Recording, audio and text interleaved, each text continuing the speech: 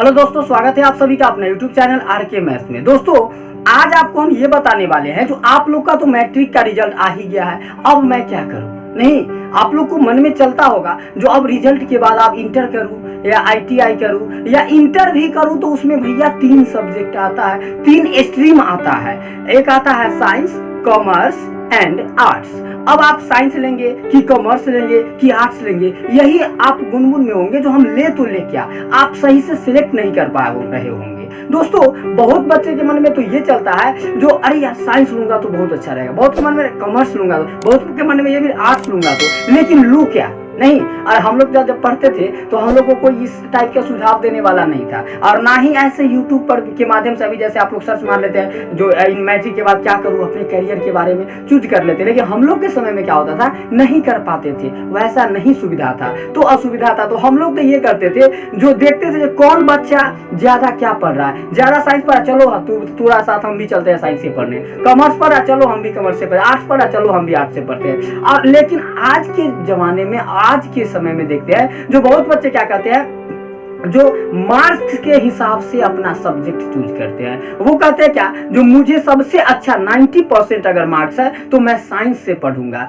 उसके बाद कोई कहेगा हमको उससे कम है यार, कॉमर्स ले लेते हैं। और जिसका उससे भी कम है, क्या अरे यार कुछ मार्क्स नहीं, 50% 60% आया, तो आर्ट्स ले लो, घर पे रहो पढ़ो। अरे आर्ट्स ले लो, मतलब आर्ट्स का वैल्यू ही नहीं देता भैया। आर्ट्स पढ़ के लॉयर बनता है, आर्ट्स पढ़ करके आप टीचर्स बनेंगे, लेकिन करेंगे तब तो भैया आपको सिलेक्ट करना है। यदि आप साइंस लेना चाहते हैं तो साइंस में भी 2 स्ट्रीम हो जाता है, एक मैथ और एक बायो। एक PCM होगा और एक PCB होगा। PCM का मतलब होता है फिजिक्स, केमिस्ट्री और मैथ, और PCB का मतलब होता है फिजिक्स, केमिस्ट्री एंड बायो। तो आपको चूज करना है जो साइंस में, इसमें मैं क्या लूं। आप दूसरे के बात पे ना चले और ना ही आप परसेंटेज के ऊपर चले। ये नहीं जो 90% है मैं साइंस लूं। आपको रुचि क्या चीज में है, आप कौन सा सब्जेक्ट ज्यादा अच्छे से पढ़ते हैं, आप क्या बनना चाहते हैं, क्या करना चाहते हैं। अगर इंजीनियर बनना चाहते हैं, IITian बनना चाहते हैं तो फिर आप साइंस लीजिए।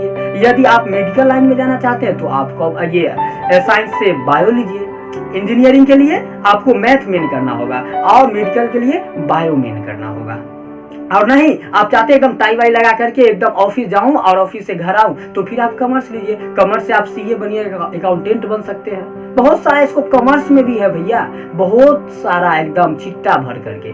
आर्ट्स में कहता है कुछ नहीं, अरे भैया ये जरूरी नहीं आपका 50% आप आर्ट्स लेंगे, 90% वाला भी आर्ट्स ले सकते हैं। और आर्ट्स में बहुत सारा स्कोप है, उसको अगर गहन अध्ययन डीपली पढ़ेंगे तो आर्ट्स से आप लॉयर बन सकते हैं। UPSC की तैयारी भी आर्ट्स वाला करता है, क्या समस्या है। तो आप ऐसा कर सकते हैं, बस आप ये चूज कीजिए जो मुझे किसमें ज्यादा रुचि है, मैं कौन सा सब्जेक्ट ज्यादा अच्छे ढंग से पढ़ता हूं। बहुत बच्चा को देखिएगा, बच्चे से वो क्या करेगा, इलेक्ट्रीशियन वगैरह का काम करता है, बॉल वूल खराब हुआ, घर में लाइट बिजली खराब, खुद कर लिया। तो आप ITI भी कर सकते हैं, पॉलिटेक्निक भी कर सकते हैं। पॉलिटेक्निक भी एक अच्छा सा ये प्लेटफॉर्म है, वो करके आप अगर कम समय में जॉब जल्दी लेना चाहते हैं तो आप पॉलिटेक्निक करके आप कोई भी प्राइवेट जॉब कर सकते हैं। 20-30 हजार रुपया आपको मिल ही जाएगा, अगर मिडिल फैमिली से है तब। और अगर नहीं अच्छे ढंग से अच्छे से तैयारी करना चाहते हैं तो आप कीजिए। आप ये क्या कहता है, जो कॉमर्स कर रहे हैं या कॉमर्स कर, उसके बाद आप BCA कर लीजिए, BBA कर लीजिए, MBA कर लीजिए। बोलता है MBA तो छिट्टा भर के भरा, बैठा हुआ MBA मैनेजमेंट होता है। आपको हर चीज करने के लिए मैनेजमेंट की जरूरत होता है, और मैनेजमेंट तभी हो पाएगा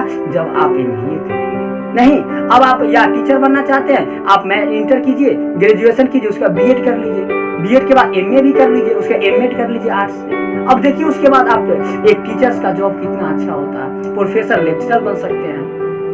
तो भैया मैं आपको यही बात कहना चाहूंगा, जो आप अपने अकॉर्डिंग से क्या कीजिए, जो स्ट्रीम चूज कीजिए, दूसरे की बात पे नहीं चूज कीजिए। जिंदगी आपका है, बनाना आपको है, आगे करना आपको। अगर कोई दूसरे के मन से आप कोई विषय ले लेते हैं तो उसमें क्या होगा, पढ़ना तो आप ही को होगा, वो तो नहीं आकर के पढ़ेगा। तो भैया इसीलिए आप अपने अनुसार विषय का चूज कीजिए, चुनाव सही चुनाव कीजिए, जिससे आगे आपका करियर सेटल हो जाए। अब आपके मन में एक बात और चलता होगा, जो मैं लूं तो साइंस, कॉमर्स, आर्ट्स, साइंस में फिजिक्स लो, केमिस्ट्री बायो या फिजिक्स केमिस्ट्री मैथ। तो और एक तो इंटरनेशनल लैंग्वेज आपका इंग्लिश तो सब में चाहिए, इंग्लिश की जरूरत सब में है और इंग्लिश आपको पढ़ना ही पड़ेगा, क्योंकि आप जब अपने स्टेट से बाहर जाइएगा तो आपको इंग्लिश की ही जरूरत होगी। अब बहुत कहता है बिहार बोर्ड से है तो हमारा इंग्लिश बहुत वीक है, क्यों? बिहार बोर्ड वाले भी इंग्लिश स्ट्रॉन्ग होते हैं, सीबीएसई बोर्ड है उसका इंग्लिश, ऐसा कोई बात नहीं। बिहार बोर्ड वाले डीप में नहीं पढ़ पाते हैं, लेकिन सीबीएसई बोर्ड वाले डीप में पढ़ते हैं, गहराई तक जाते हैं, उसको जानते हैं, इसीलिए उनका परसेंटेज देखिएगा 90% स्कोर प्लस करता है लगभग स्टूडेंट को। लेकिन